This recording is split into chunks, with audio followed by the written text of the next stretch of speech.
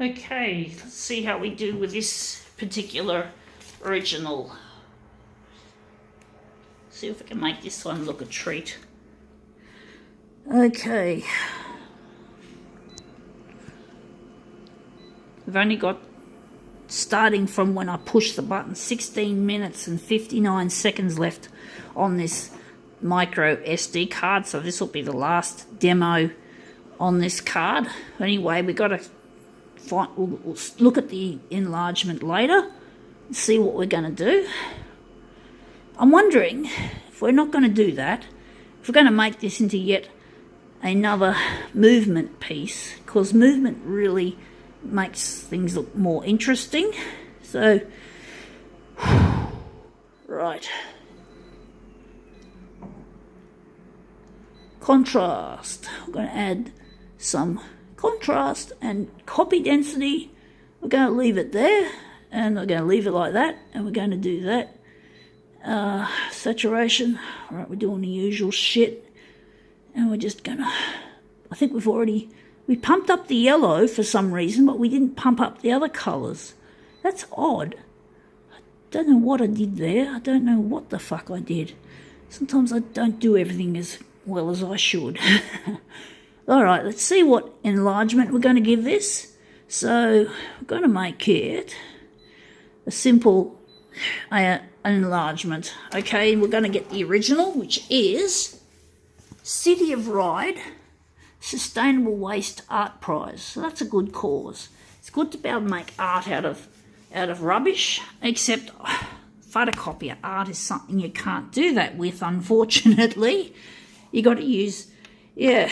Oh yeah, you can salvage waste, so you can put it on the glass and make some photocopier art. But the actual images that come out of the photocopier, obviously are not from rubbish. They're from, the paper has to be of a very good quality. It must not be allowed to absorb too much moisture. And basically, the photocopier's got to operate in an environment that doesn't disturb it either. Like, I wouldn't want to use this after I've had a shower, because I'd end up steaming it up too much. But that looks quite interesting. I'm wondering if this one's going to be our original we're going to use. We've done that. It's not perfect, but I like the way we have the word swap still intact, and you can just see it's made up of little printer's dots that have been blurred, but that looks quite interesting. So now we're going to use this as our original. So I've done heaps of these lately. I'm trying to make more interesting videos and pictures to do with my copier configuration art. So one of the things we have to do now, before I forget, is to switch that back to 100. So we're just going to make some little adjustments, or maybe little or big ones. And we're going to just simply trying to decide what we're going to do. So we might have to add a little bit of extra density. I think we can leave the hue as is. And furthermore, we've got to change the original type to copied paper. So I think we can now readily print out our second generation copy. A lot of photocopier artists are familiar with multi-generational photocopying, copy of a copy, but we're only doing a second generation. We're not going further in these demos that I'm doing. But second generation copy does look really nice and rich instead of wishy-washy. So you can really bring the colours up by making it at least a second generation. So that's the first one. The good thing here is we don't seem to be having any major problems with curling, because I think a lot of it's because there's a lot of white on the page. There's not too much toner, but I could be wrong, because the curling will often just happen not straight from the machine, but just when you've left it out, it just goes all curly. I had one demo where the paper just curled too much and I couldn't lay it out nice and neat and proper. So that's our second. We're making a mirror image. So that is starting to curl now, as I said. It didn't look like it was curling before, but because we've got this corner of black, and that's a lot like lots of layers of toner.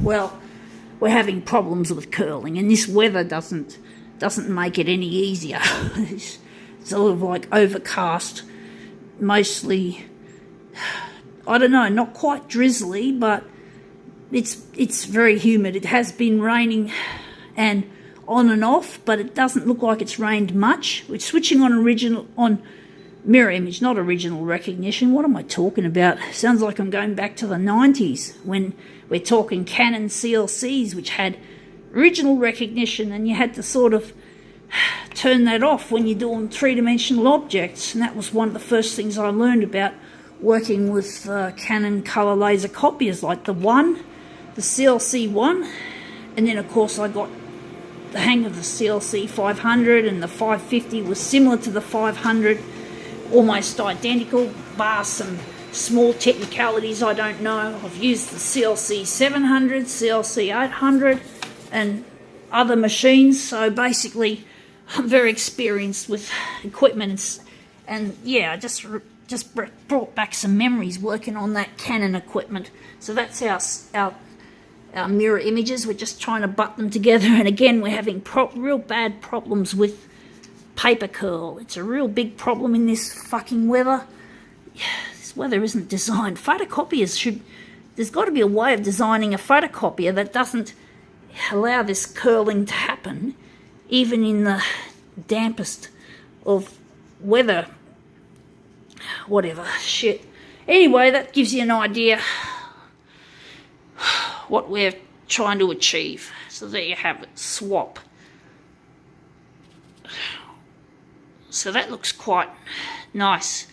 So you can see, we're just going to give a close-up look at one of the pieces. We're going to look at one of the normal pieces, so you can see those are meant to be little bits of plastic that have been picked up. These bits of plastic often end up in the ocean, where birds and fish and turtles and other marine life or marine dwelling life often end up swallowing this shit.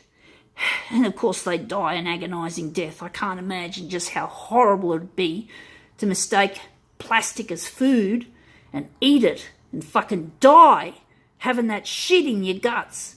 And it's not giving you any nutrition, and I've had tummy pains before, really bad ones, which absolutely wreck my day, and I can't live with it.